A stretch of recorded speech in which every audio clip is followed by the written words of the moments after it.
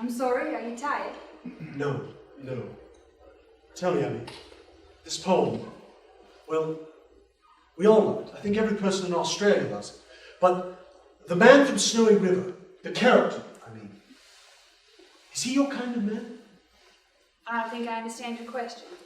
So rugged, so undaunted, so brave. Yes. Is that, to you, what you would call the ideal man? Well, they're admirable qualities, sir. They certainly are. Why do you ask, Mrs. Stevenson? Pardon me. My own inadequacies crowd around me sometimes. You are not inadequate. I know some people who would beg to differ with you. Well, then I would beg to differ with them. Truly, sir, you've been very kind to me. Gentle. And you value that as well? Kindness? Gentleness? Above all else. Oh, this is Australia! The land of the rugged hero, the man of strength, the man of men, the drover, the rancher, the horseman with bullwhip in hand, the man from Snowy River. You yourself said it was your favourite poem. Well, let's go back a bit. But still so slight and weedy, one would doubt his power to stay. And the old man said, that horse will never do for a long and tiring gallop. Lad, you'd better stop away. These hills are far too rough for such as you. So we waited, sad and wistful.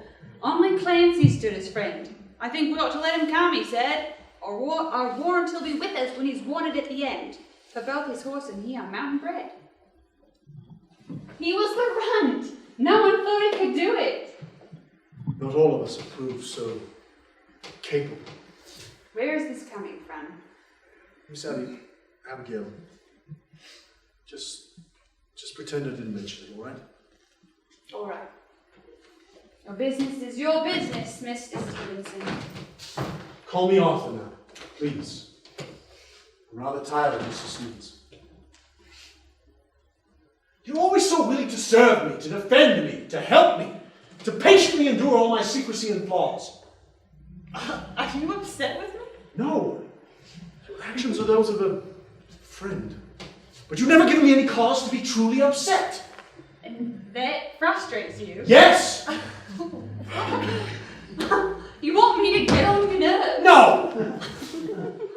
I'm very lost, Mr. Stevenson. Arthur. Call me Arthur. Oh. I don't want you to frustrate me, or to annoy me, or to defy me. Unless you want to. Understand? Not at all, sir. I've done you a great disservice, haven't you? No, you haven't, sir. I beg to differ. Well, then I would beg to differ with you. There you go. What? That's what I want. I want you to be able to speak your mind. Well, you're the first man I've ever met who feels such. I imagine that may be true. When you stand up to me, it's magnificent. I want you to never worry about losing your job or losing your dignity or never worry about losing anything. Just always speak your mind. That's the new rule. Arthur, how can I speak my mind when you have buried yours? Yes, that. You want me to speak freely? One can't speak free things to a person who's locked themselves in a chest. If I could make you understand it correctly, You I would be so tempted. I haven't picked up on your ambiguous statements. Seen your hidden glances? I'm not a hero from the poem. I couldn't even keep my own wife. There it is. Arthur, I've known all along that you were divorced. I've picked up on your ambiguous statements.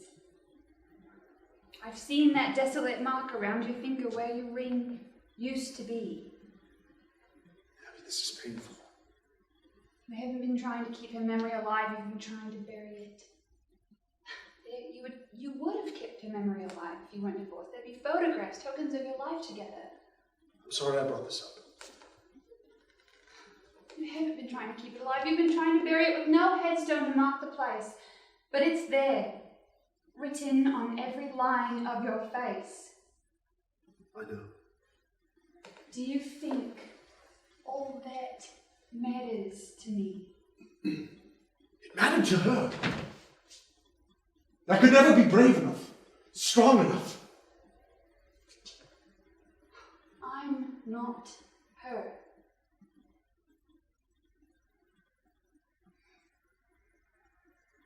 We were in London.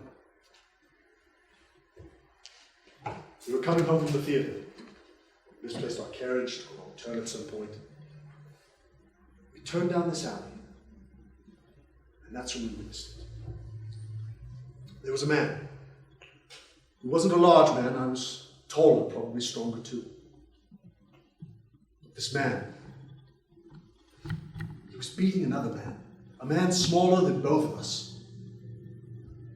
I'd never seen such ferociousness, such unrestrained violence. He didn't have a weapon, but he kicked him. He scratched and punched and pummeled his face until the teeth broke, until the blood flowed from his nose and his mouth. The man who was being beaten was so imploring. He was begging for mercy with such agonizing energy. Why didn't this man respond to such pleading? The man who was being beaten couldn't pay his debts. That's all it was about. The man's debts. The smaller man looked up at us, could see us. And for a moment, there was this glimmer of hope. We could help him. I could help him. I looked at my wife, and her eyes urged me on, urged me to save him. But that violent ferocity. I took my wife's hand and turned the other way. She resisted, told me to save him, and when I wouldn't, she tore away from me. If I wouldn't do something about it, she would. I stopped her. I literally dragged her away from the scene. The next morning I went to the police and told them what happened. They were able to catch him. The other man was still dead. I knew it, and my wife knew it. We both knew that I had proven to be a coward. She told me that I was the Pharisee who turned away from the Samaritan on the road. After that, things changed. The earth crumbled between us. And eventually, she found strength. She found strength in other places. In another man.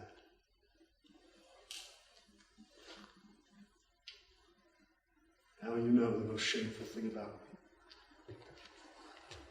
me. At least you're kind enough to pity me. Why did you come back to Australia? This was the land of the prisoners. This was the land of the exiles.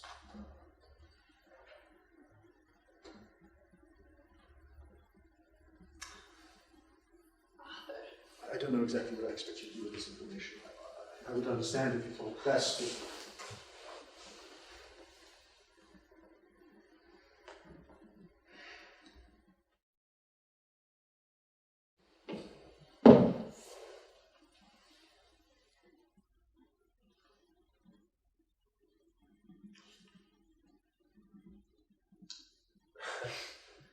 You want something, fella? Look, if you got something on your mind, just spit it.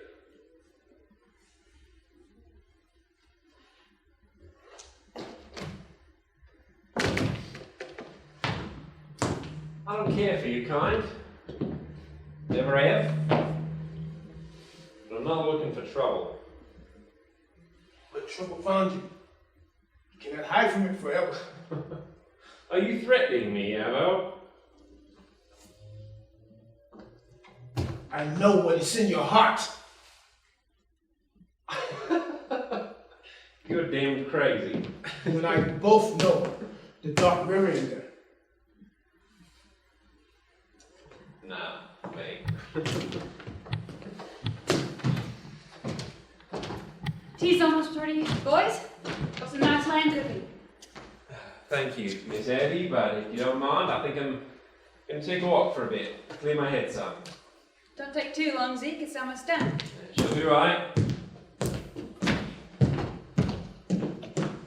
What's bothering him? Me? Do you trust him? No. But like similar things, he is necessary. What do you mean by that? The water pushes us to the land. We find safety on those rocks. We are crushed. Nobody around here is going to get crushed. Arthur told me about the tree in the old owner's dreams. That you understand. But you maybe don't know you understand. I felt they were special long before anybody told me about any dreams. I come in here sometimes when the wind is blowing and hear the eucalyptus leaves. I almost feel like she's singing to me. Maybe she does. Like all living things, she has a spirit. I know. Sometimes it's like I have wind in my heart. Like I have connection to everything around me. Every piece of God's earth. But it's crazy, isn't it? Ludicrous. No. My parents weren't ones for fancy, daydreaming. Always put me to work. Quiet, hard work. They were religious. Told me to be too, but they were more practical about it. But then it would rain outside, or a breeze would pick up. I see a kangaroo jumping off to who knows where in the distance. And it was as if a spirit whispered in my ear. Come here.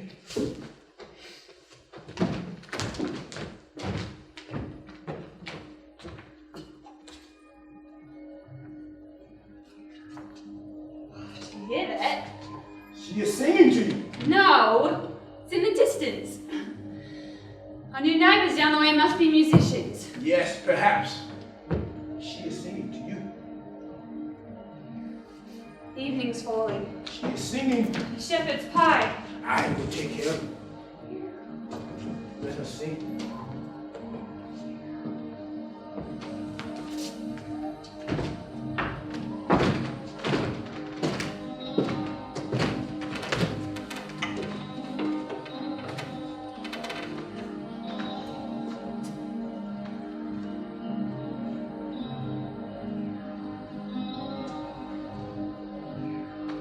I know you, don't I? Mother? On that too. Listen for my soul. No, don't go. I know you. Deep inside, I know you.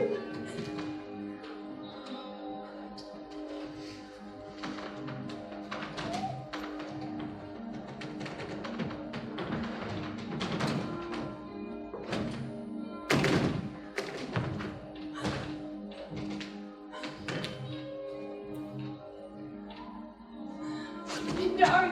Oh, Arthur! Oh. This must look very silly to you. Not at all. It was unexpectedly beautiful. Well, I'm a Christian, you know. I don't think you've hired some sort of pagan. Yes. A Christian who believes in all those magical trees that give people dreams and deflect axes. Now I just feel silly. No, don't. You in this place, it's like you're connected. The owners have changed, but here you still are, like some tree nymph housed in that eucalyptus. A tree nymph? That's a rather romantic thought. What if it is?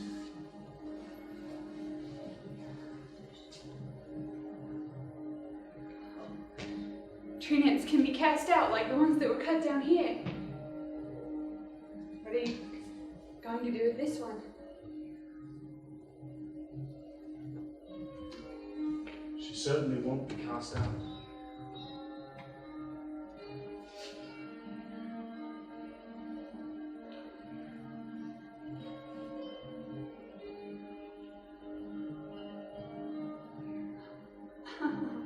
Look, if that was a mistake. No. Did you think it was a mistake?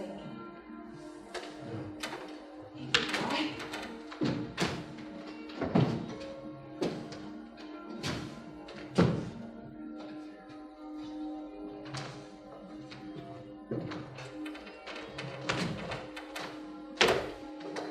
I think Pindari came to call us to do. Maybe we should go in. Maybe we should.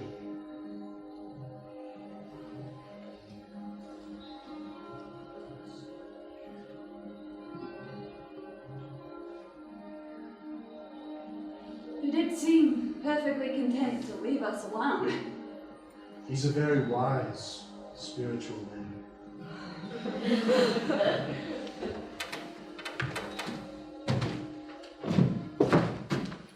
Blimey! Excuse us, Jody. Sorry, mate. Oh, I didn't know you two were, Neither did we. It's truth. Well, can't say I'm surprised. Dare say it took us by surprise. I don't know. Mr. Stevenson's had no eye for anyone but you since I've met him. I would have thought I was more discreet than that, Jody. Sure, mate. But, a lonely heart is more sensitive in seeing another lonely heart, and well, you two have been lonely for each other constantly. Congratulations. Suppose we say thank you to that. Yes, thank you. Good on ya. Now, anyone seen Zeke? Glad you left me to tackle his stuff on my own for the last little bit. You seem distracted. He did, eh? Perhaps something that passed between him and Pindari? Those two haven't hit it off, that's true. Though it's Pindari that convinced Mr. Stevenson here to hire a son, so I don't think Zeke's got too much room to complain. Yes, he was very insistent. Excuse me for asking, sir, but, well, Pindo's been a good bloke to me, even if he and Zeke don't get along, and, well, I was just wondering, what's going to happen to him after he leaves here? Well, he's welcome to stay here as long as he likes. But that's not quite his way. It's on his walkabout. His visions push him on like a drover. A bit like you and Zeke, I suppose. You don't think that he and Pino, well, now I'm just being stupid. What's wrong? I just get muddled sometimes. Perhaps I don't like the walkabout as much as I let on. Why do you feel like you have to live it? I'm not exactly what one would consider a lady like yourself. Not the sort to catch myself a husband usually. You can work steadily, in one place. I've done it. Yeah, but Miss Abby, you must admit that there's miles apart between you and me. Is there? Different circumstances, maybe. Yeah, maybe. Well, I think the lamb is done. Bonza!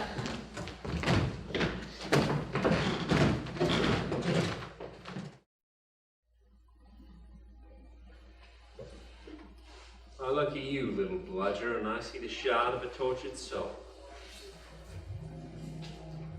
But whose soul? Mine or that man's from so long ago?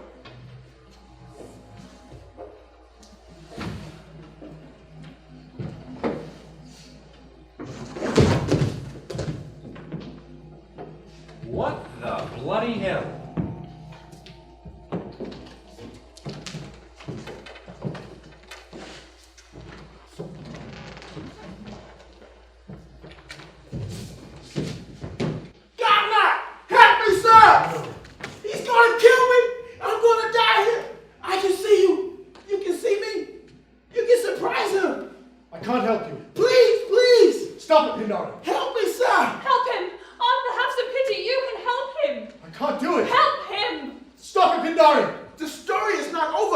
Yes, it is! Arthur! Come back, Arthur!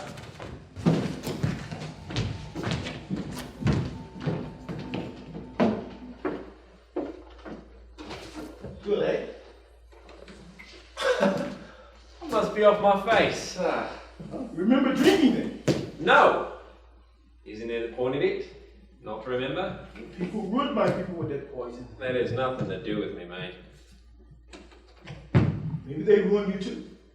Or is that your own fault? I've nothing to do with your people at all. Maybe not all. Not everyone. But one or two. Is that him then? Is that who? I know it's in your heart already, Rick. It was told to me in a dream. You don't know a thing. Where are we? You have a dark gift, brother. You have been here before. You have seen dark things, black visions. Not unlike me, but not like me. See? I don't like this. You know too much. Is that him? I don't know. I haven't carved in the color of his skin yet. No! No! It's the bunny. In the billabongs, in the swamps and the riverbeds, and the stagnant traces of the rainbow snake, waits the bunyip. Sorry business, this dark water spirit, this imposter. He's a patient creature until you forget he is there. Look, this is some dream, some nightmare. You know your gifts. I don't want any of this. You know how you used those gifts there. I didn't want this. How you twisted them. I don't want any of They this. were your birthright. I'm not one of you. They were your birthright, and you used them to butcher a man. Oh, you here to condemn me? Well, bugger there. No. I'm here to warn you, brother. As bad as things are, they can be worse. There still is a choice. I used my choices a long time ago, mate. Now I'm just a wanderer, like a blind dingo, following the scent of a phantom in the desert. Well, wander for something better. Follow something better. There's nothing better. Just a barren wasteland of howling days and cold, bitter nights. Look for redemption. There is no redemption. There are no second chances for me. Just get out of here, you damned ammo. Go back for enough, you ammo too. You like me, when men talk caught between two people. I prefer all the spirits of hell than to receive one crumb of redemption from a black hand like yours. No! No, no, no, help me! Help me! You can't leave me like this! Don't leave! No! No, no, no!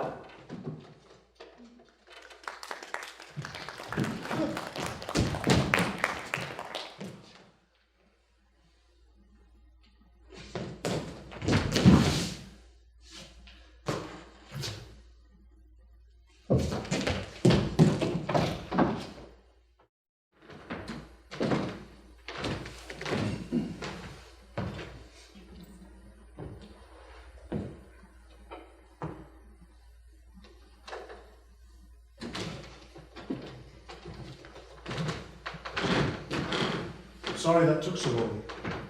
Pindari seems quiet at times, but get him going on certain subjects and he can really yabble one's ear off.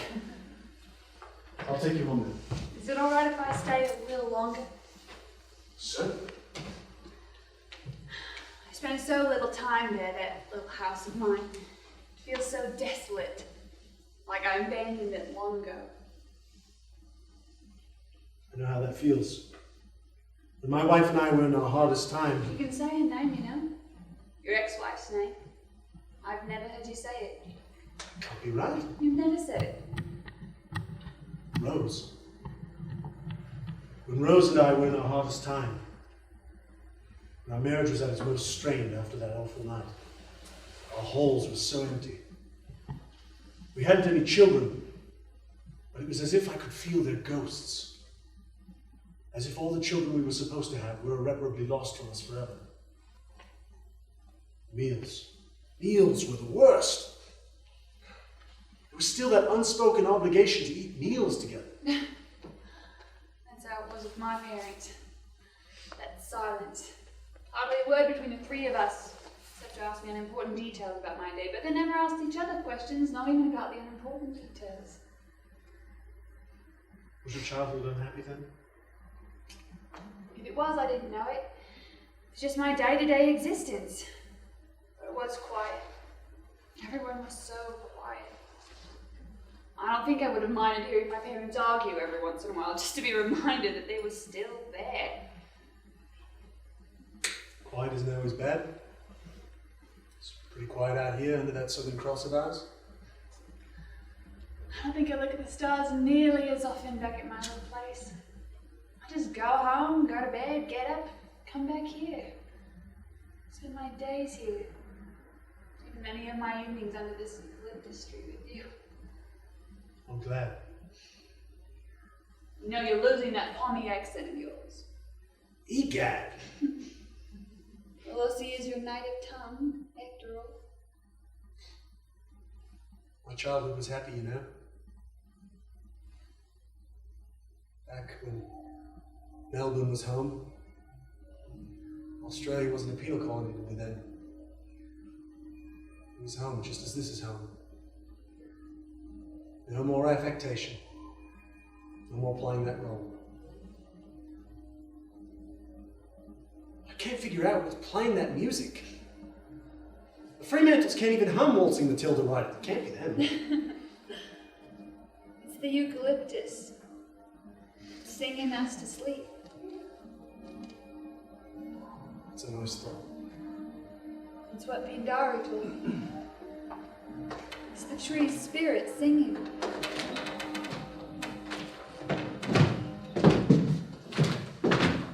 Mr. Stevenson, sir, What is it, Jody? have you seen Seagull since this afternoon? No. He went off to the river, but that's the last I saw of him. He didn't come to tea, but he's been doing that off and on as of late. Yeah. I don't know. He's been spending a lot of time down by that river, doing who knows what, but I don't know, this doesn't feel right. It's been late before, hasn't he? Yeah, not this late. It's nearing 9 o'clock.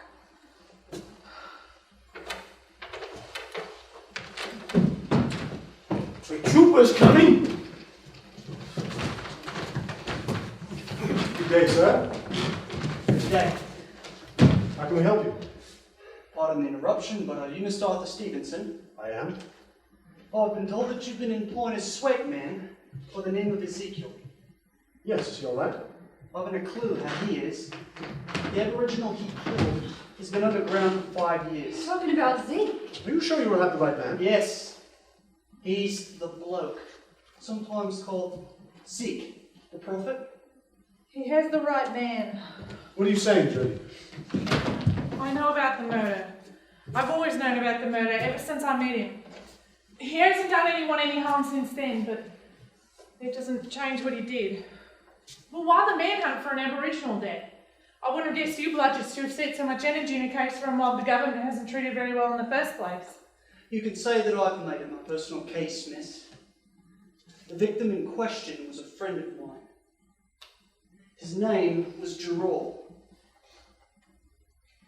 I'd say it's about time Durrell received justice. I'll tell you everything I know. Well, I appreciate the honesty.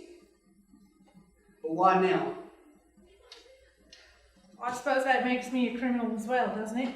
By hiding the secret for so long? No worries though. I'm tired as hell in keeping this secret buried in here. I'm tired of all of it. Put Zeke in prison, put me in prison. I wouldn't give a quid for all of it anymore. He threatened to kill her. Well, that will put a different spin on it. How'd you know about that, you know? He threatened to kill her if she told.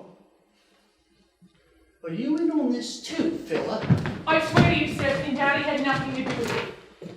But I'm confused how you know that. Not by any way that will hold any water in your law. Nevertheless, I'll need to talk to all of you. Can I come inside? Whatever you need. You might want to get comfortable. This is going to take a while.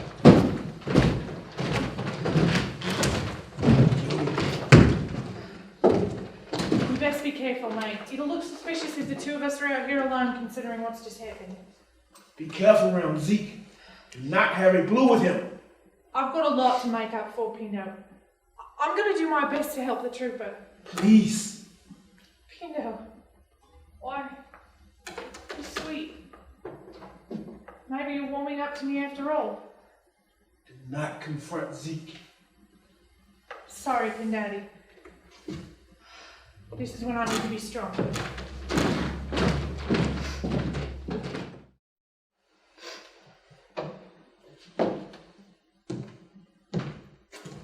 I was wondering whether you were going to show up at all. Sorry about that, Jody. Been fighting some demons. The old demons? Yep, the same old ones. Stirring up the same old hell inside me. Flowing like a river, turning the water red. You have a figure on turning yourself